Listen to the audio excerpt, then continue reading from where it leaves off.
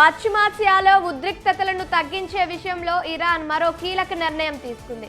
America ఇచ్చిన 2 నెలల కాల్పుల విరమణ ప్రతిపాదనను ఆ దేశం సున్నితంగా తిరస్కరించింది. దానికి బదులుగా కేవలం 30 రోజుల్లోనే శత్రుత్వానికి పూర్తిగా ముగింపు పలికేలా రూపొందించిన 14 పాయింట్ల ప్రణాళికను తెరపైకి తెచ్చింది. 2 నెలల పాటు కాల్పుల విరమణ పాటించాలన్న అమెరికా ప్రతిపాదన సమస్యను మరింత సాగదీయడమేనని ఇరాన్ అభిప్రాయపడింది. శాంతి స్థాపన పేరుతో కాలయాపన చేయడం తమకు ఇష్టం లేదని ఇరాన్ స్పష్టం చేసింది. తాము ప్రతిపాదించిన 14 పాయింట్ల సూత్రాలను అమలు చేస్తే కేవలం నెల రోజుల్లోనే సరిహద్దుల్లో సాధారణ స్థితిని తీసుకురావచ్చని వెల్లడించింది.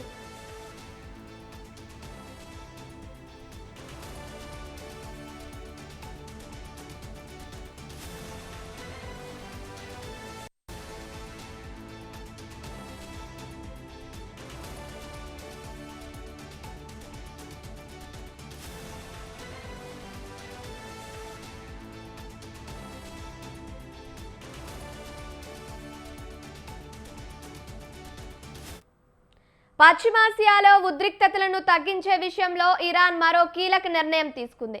అమెరికా ఇచ్చిన 2 నెలల కాల్పుల విరమణ ప్రతిపాదనను ఆ దేశం సున్నితంగా తిరస్కరించింది. దానికి బదులుగా కేవలం 30 రోజుల్లోనే శత్రుత్వానికి పూర్తిగా ముగింపు పలికేలా రూపొందించిన 14 పాయింట్ల ప్రణాళికను తెరపైకి తెచ్చింది. 2 నెలల పాటు కాల్పుల విరమణ పాటించాలన్న అమెరికా ప్రతిపాదన సమస్యను మరింత సాగదీయడమేనని ఇరాన్ అభిప్రాయపడింది. శాంతి స్థాపన పేరుతో కాలయాపన చేయడం తమకు ఇష్టం లేదని ఇరాన్ స్పష్టం చేసింది. తాము ప్రతిపాదించిన 14 పాయింట్ల సూత్రాలను అమలు చేస్తే కేవలం నెల రోజుల్లోనే సరిహద్దుల్లో సాధారణ స్థితిని తీసుకురావచ్చని వెల్లడించింది.